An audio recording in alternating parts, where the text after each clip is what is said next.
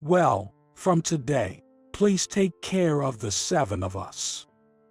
Upon opening the front door, there stood my son, whom I hadn't seen for several months.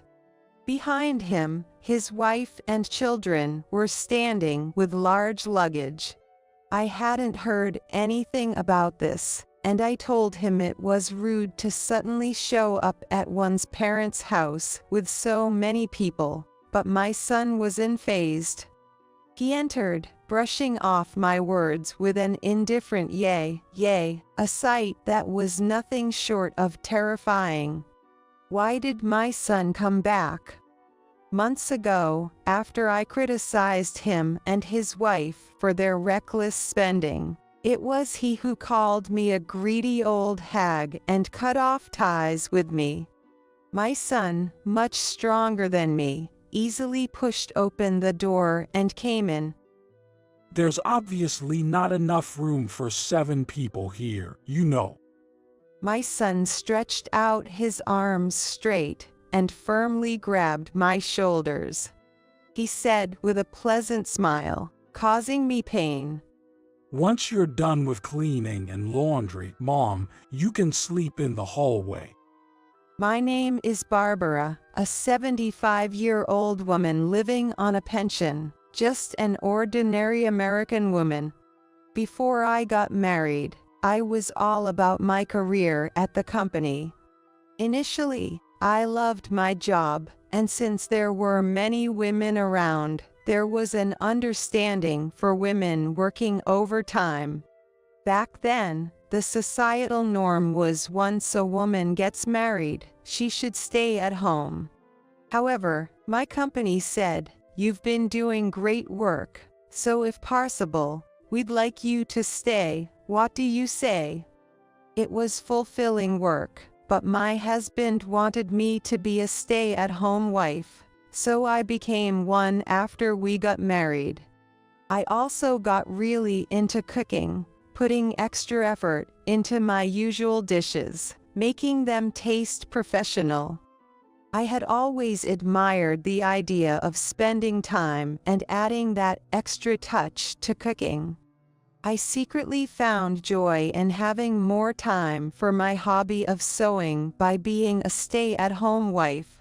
We only had one child, Jason, but I cherish the time we spent together as a family of 3.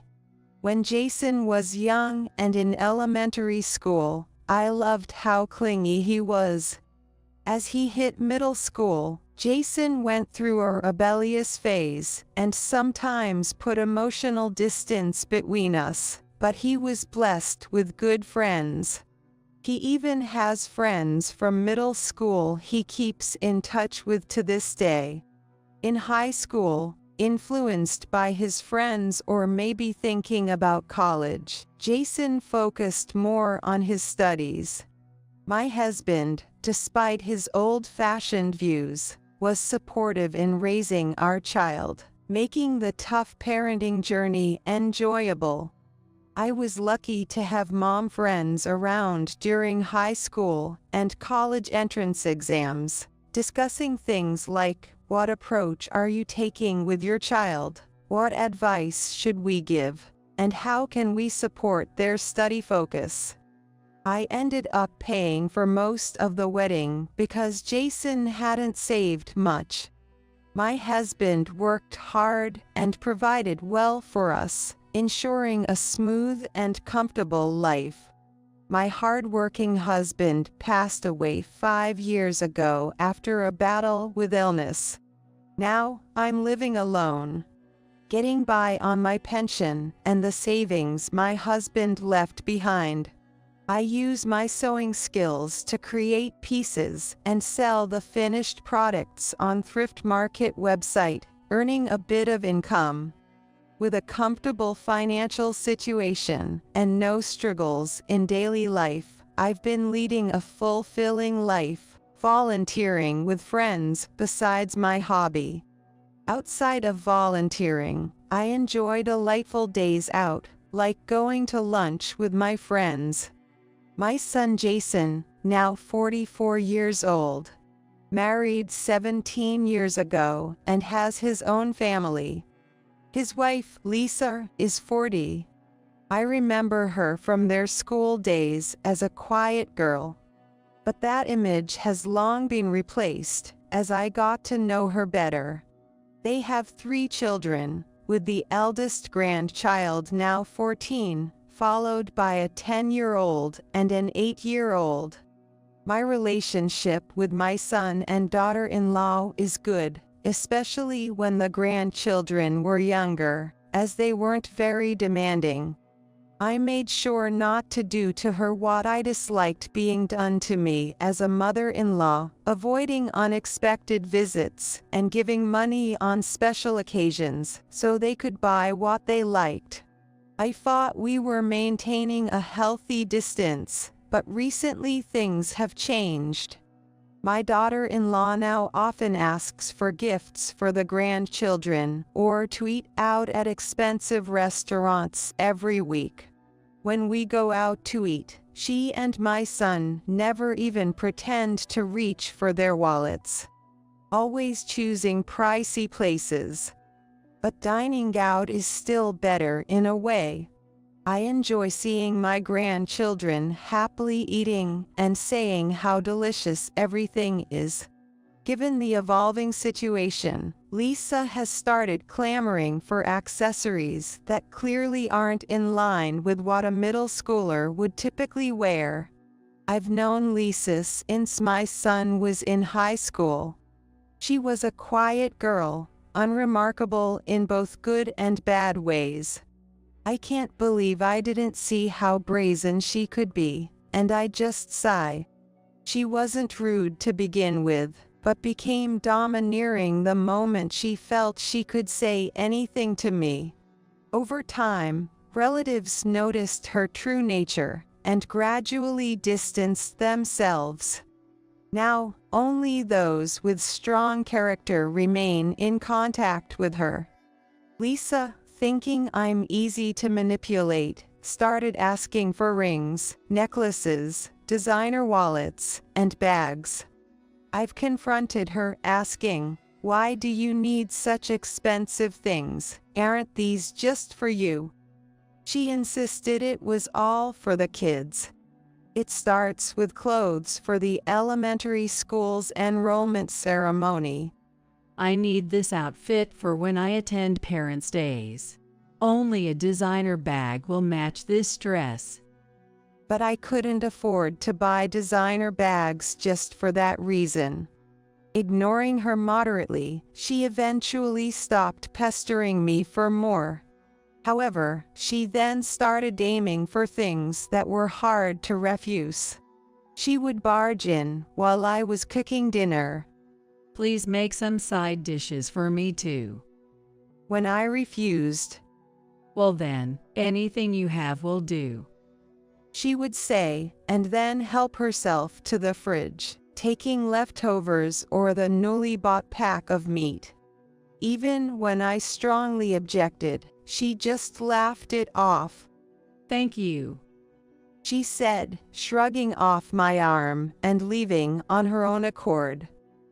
Lately, I am astonished that my daughter-in-law would go to such lengths. It's common to hear about daughters-in-law being troubled by mother-in-law issues, but is it normal for me, the mother-in-law, to be the one distressed? It's audacious how she would suddenly visit and then ask for meals for her entire family. And yet, she never shows up for the Memorial Day or visits my late husband's grave. On the Thanksgiving Day, she would ask for money for the grandchildren, devour the Thanksgiving's feast, and then leave without greeting other relatives.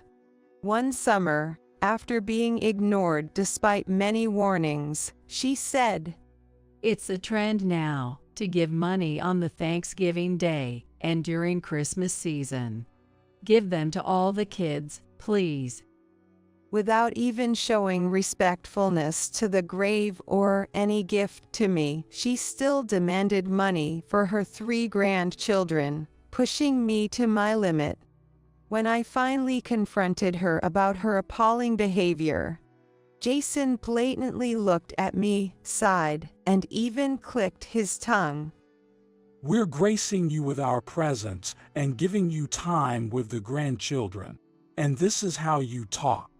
Fine then. We won't contact this crazy old woman ever again. Who's being crazy? Fine, I won't contact you either. Don't ever come back. Lisa left quickly with the children, not even looking back. Since then, the once frequent calls ceased, and the unexpected visits stopped. Afterward, I became busier with my sewing hobby and volunteering, continuing my days without involving my son. Blessed with supportive friends, I enjoyed lunches out and lived busy, fulfilling days. Not contacting my son brought me peaceful and calm times. With sewing, volunteering, and lunches with friends, those days of leading a stimulating life were indeed happy. During my volunteer work, a handicapped person said, "Barbara, thank you as always. It made me feel appreciated, and I was very happy." Being naturally sociable and blessed with many friends, my phone constantly rang with their calls.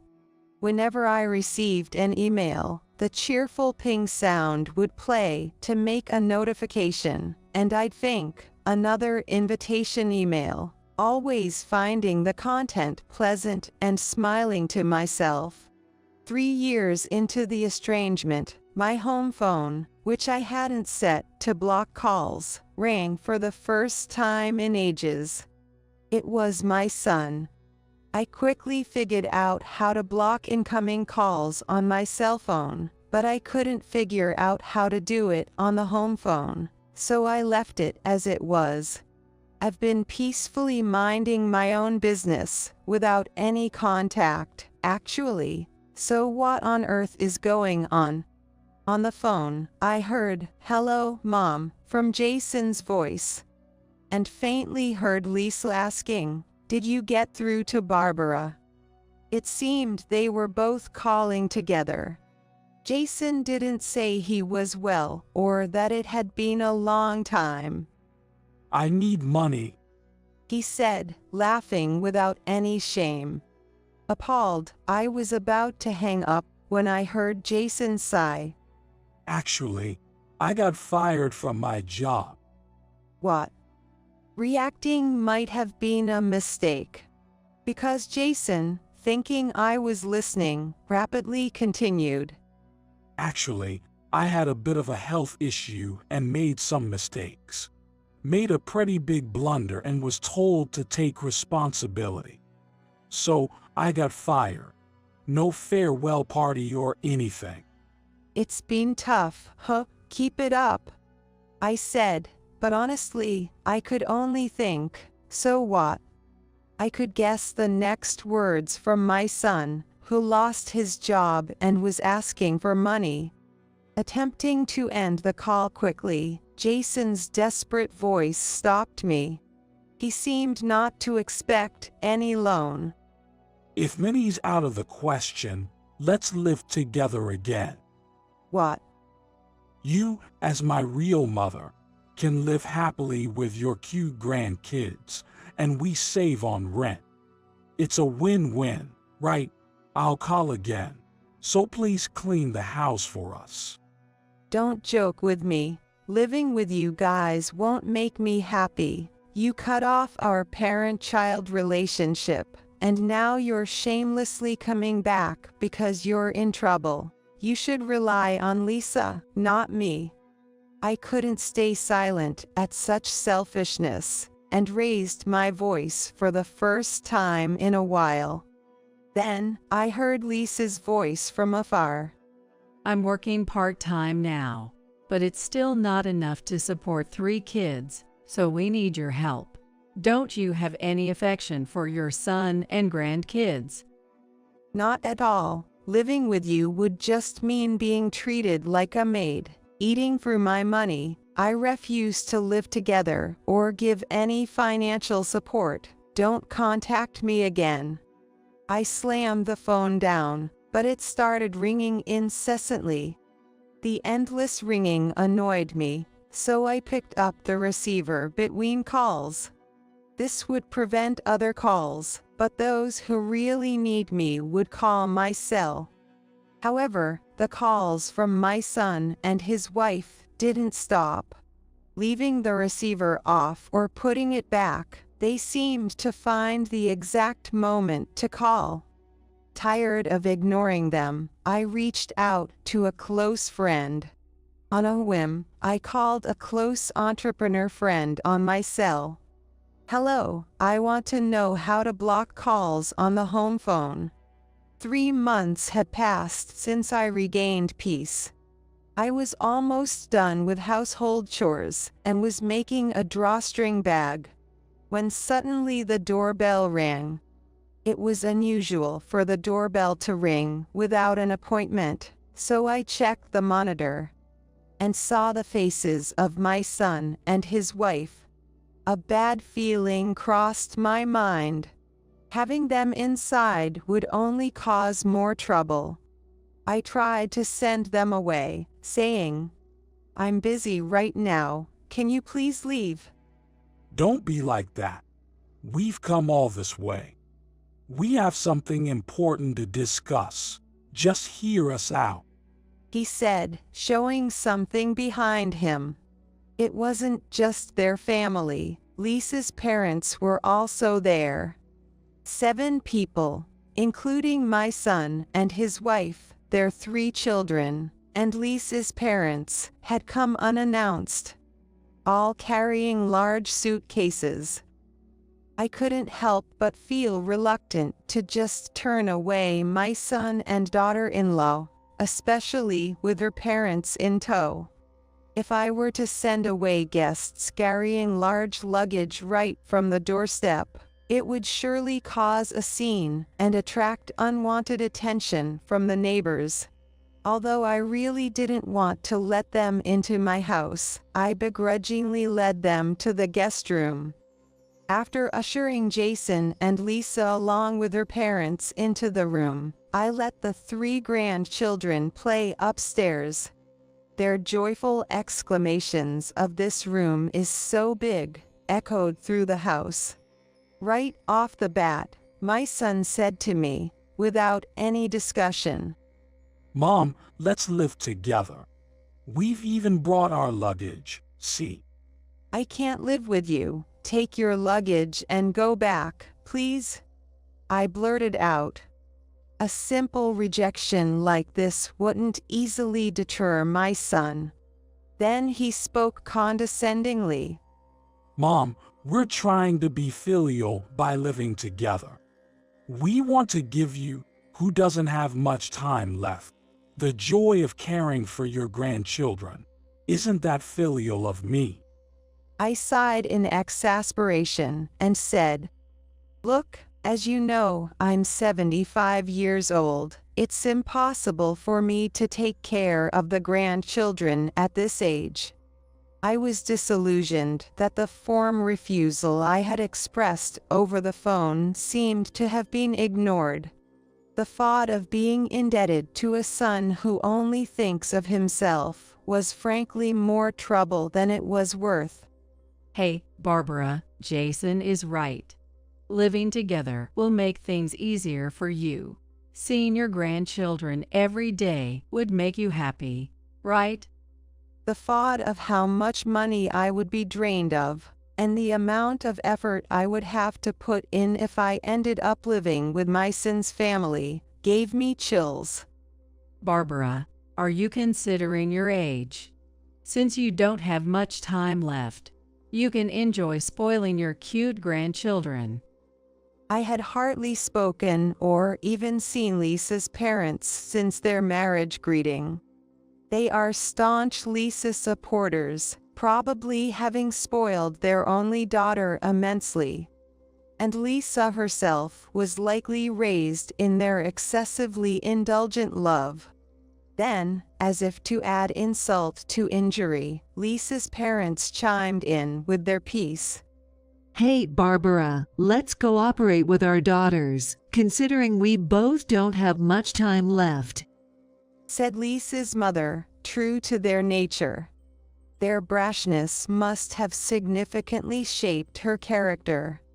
Though I'm unaware of their lifestyle, they seemed to regard Lisa's word as absolute.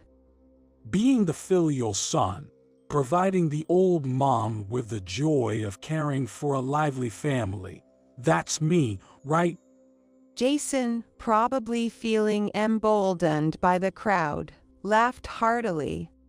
I couldn't help but wonder if Jason and Lisa were trying to put me in their debt by bringing up everything they've done for me in the past. It infuriated me how they had squandered my money as if forgetting I had covered the grandchildren's expenses, citing the daughter wants it or the son needs it. Lisa's parents seemed to agree with everything she said.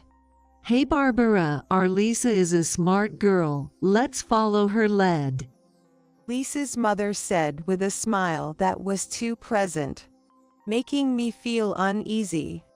That's why I kept my distance from Lisa's parents.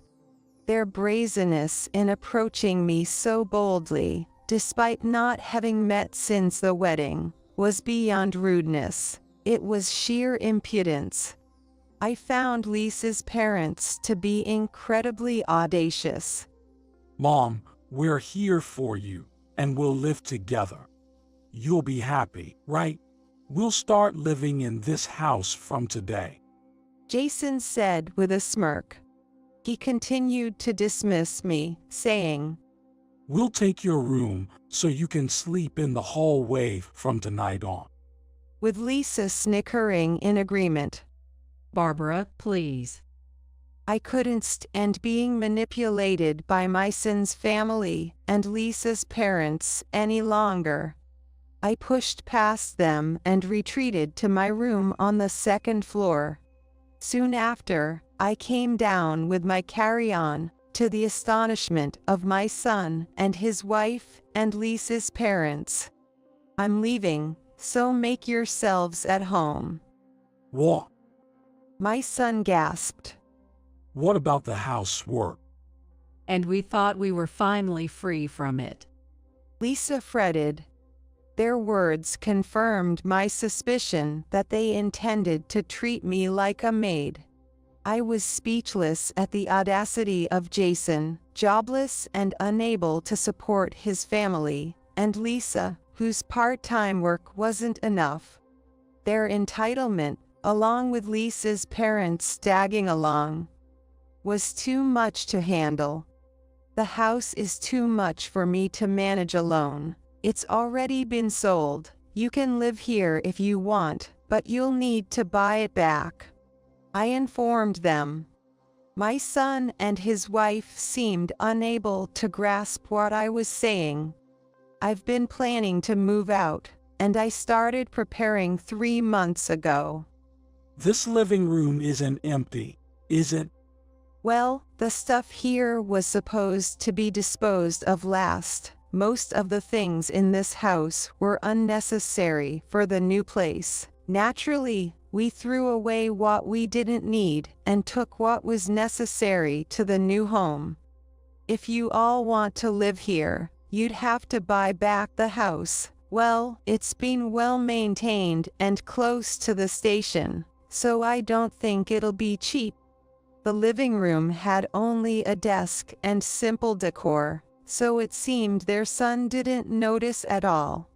The decor in this living room was supposed to be taken out by the movers after I had finished unpacking everything. That's why the living room alone had items for entertaining guests. Mom, I'm your son, aren't I? And the kids, they're your adorable grandkids, right? The son and his wife pleaded with me even more. I couldn't help but snort with laughter. My dear sons were gone 3 years ago. Why are you telling me this now? You should just go back to your old home. We've already terminated our apartment lease. Without jobs, we can't pay the rent. Living on Lisa's income is tough. We have no choice but to rely on you, Mom. Even with such pleas, I'm not obligated to support my son's family or Lisa's parents. What are you talking about? You just need to find a job, and if Lisa continues her part-time work, you should be able to manage. Don't make excuses for being unemployed. Just get a job. The main provider should be you, Jason. I pushed my son away. My parenting days are over. I have no obligation to support Jason now. We're asking because we can find jobs right away. My son retorted angrily. Then you should ask Lisa's parents. They are good supporters for Lisa, and it would be easier for you to live there, Jason. Even our parents sold their house and moved here. This is the only place we have to return to. This house isn't mine anymore. If you want it, you'll have to talk to a real estate agent to buy it. Seeing their situation, I realized they truly had nowhere else to go. It seems the son and his wife have no home to return to. But this place is no longer a home for Jason either. All I can say is, I'm flabbergasted. I'm appalled they really thought they could live with me without my consent. It's one thing for my son and his wife, but it's quite another for Lisa's parents to come and live in our house too. That's pushing it too far. You're a parent too. Shouldn't you naturally take care of your son, daughter-in-law, and grandkids? Lisa's mother had the nerve to say that, but their audacity is astounding. Just because I'm a parent doesn't mean I have to take care of Lisa's parents too. And if you're a parent, why not look after your daughter and her family? Plus, Jason and I cut ties 3 years ago. I've considered my son as good as gone since then. So, it's too late to ask for my help now. The house is sold, and the next place is just a 1-bedroom apartment. There's no room for you folks. I said this with a mix of sarcasm and disdain. No matter how charitable I feel, I'm not broad-hearted enough to support a son and daughter-in-law with whom I've severed ties. Without a home of my own, there's nothing I can do. And for me, living on a pension, there's nothing left I can do for Jason and his family. I've got enough on my plate, just dealing with my own retirement. Indeed, this house holds many memories with my husband. Memories of a time when things were better economically, and how hard my husband worked to buy this house. There are also precious memories of living with Jason. Memories that now bring tears of nostalgia. Disowning the son we raised together. Am I being irresponsible as a parent? But Jason is over 40 now, married with 3 kids of his own. If there is still a parental responsibility, then surely I must have gone wrong somewhere in raising him. Amidst all this, Jason and his family are blaming each other. It seems nobody ever thought I would sell this house. Indeed, selling this house, now that I'm over 70 and the mortgage is paid off, would be risky. Honestly, I wouldn't have done it if things hadn't gone sour with Jason and his family. It seems like Lisa and her parents have completely forgotten about me, all furious at Jason, their son-in-law. Jason, you are to blame for lying. All the responsibility is on you. Lisa's parents were furious. You said Barbara would never sell the house of memories, Jason. Didn't you check? Now all plans are ruined. Lisa was also very angry. In fact, I've been close friends with the landlord of the apartment where my son and his wife lived for a long time. Ever since Jason said he wanted to live together 3 months ago, I've been concerned. So, I decided to contact her, who is also a landlord and a friend. From her, I heard that my son had been discussing giving up the apartment for 4 months. I was stunned by my children's actions, but I was glad to know about their plans in advance. Moreover, my friend, the landlord, told me that Jason had said he wanted to live with me, to leave some of the kids' care to me, hoping to show filial piety while I was still healthy. Knowing this, I started planning various ways to avoid living with my children. With my energy at 75, there's no way I could take care of endlessly energetic grandkids. And it was clear that if my son and his wife came, they would impose household chores on me. Moreover, I feared that living together would not only burden me with caregiving but also drain all my finances. I spent about a week pondering what kind of environment would be comfortable for me. I wondered if I, at 75, could live happily considering my physical capabilities. Living alone in this house is not possible. It's too big to manage on my own. Even now, it's a struggle to maintain it. After much thought, I decided to sell this place and move into a senior living community. Senior housing isn't as spacious as a single-family home, so I moved out only what was necessary. I had to dispose of the things that wouldn't fit in the new apartment, but with my wide circle of friends, it was easy. I sold items and furniture that wouldn't fit in the new apartment, along with excessive clothes and antiques. Many books left by my late husband were also taken by a used bookstall. Items I hadn't used in years, and those that could be used at a charity sale at my volunteer place, were all donated. I went to the local government office, got the paperwork for moving, and found out what was necessary.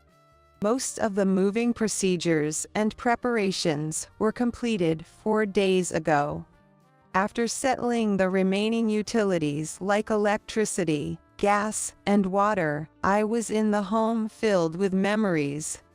As I was enjoying my last moments in the house with my favorite sewing, Jason showed up just as I was about to leave. While playing upstairs, my grandkids must have overheard our conversation and peeked their faces out. Prompted by a look from his parents, my 14-year-old grandchild said, "Abandoning your own son and us, Grandma, you're heartless. A poor, lonely grandma should live with us, and you should leave all your wealth to my dad and mom." Hearing this, the 10-year-old and 7-year-old grandchildren echoed, "Right, right," reflecting the upbringing of Jason and Lisa. Their statements, heavily influenced by Jason and Lisa, made me wonder where I went wrong with my son's upbringing. However, Jason and Lisa have made their choices. And while I foresee hardships for my grandkids, it's out of my hands and not my concern anymore. I conveyed this to my grandchildren in an admonishing way. You should ask your mom's parents instead. There's no need for it to be me. Lisa's parents don't have savings and are barely getting by on their pensions, so that's not feasible.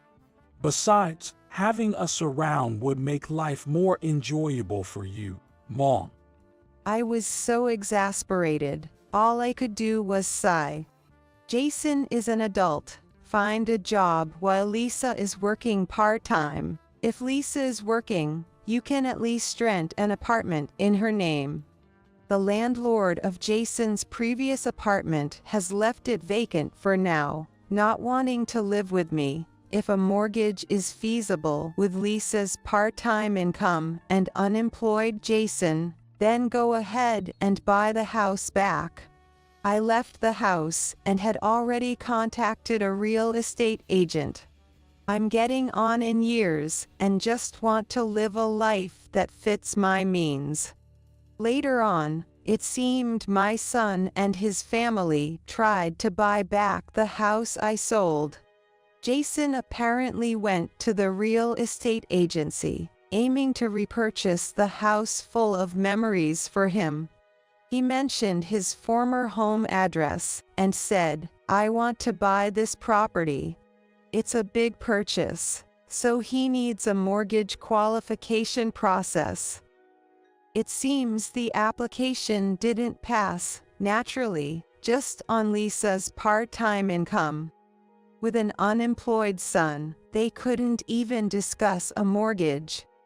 The well-located and well-maintained house was far too expensive for Jason's budget, and they couldn't afford to buy it with a loan. Indeed, for an unemployed son and a part-time working daughter-in-law, the house was probably too expensive. Jason's family, including Lisa's parents, ended up living in the apartment they had before, squeezing in 7 people. The landlord was surprised that in addition to Jason's family and children, Lisa's parents were living there too. It's good as a rental income, but please, no trouble. Neighborhood disputes are the last thing I want. My friend who is a landlord mentioned. Even though they are living there thanks to the landlord's kindness, the apartment is cramped for 7 people, especially with small children, which seems to be causing a lot of stress. Living in a cramped room with Lisa's parents is just making things more stressful and frustrating for them, I've heard. An acquaintance living near Jason's apartment told me Jason and Lisa are looking increasingly worn out. Jason has found a full-time job, but with no qualifications. It's not paying much, I've heard. Thanks to the money from selling the house, my husband's savings, and my monthly pension, I can afford a decent senior apartment. I'm enjoying my days with hobbies like sewing, volunteering, and dining with friends. My environment hasn't changed much, and I feel happy living peacefully. Since moving to the senior apartment, I've joined a dance club and am having more fun than before. Being part of the dance club has increased my circle of friends, and I'm enjoying every day. I've even made a close male friend, which has added excitement to my life, making each day feel fresh. I'm not considering marriage now, but I'm happy to be helpful to someone. I'm feeling fortunate to spend quality time with good people. I hope to continue living healthily and happily like this.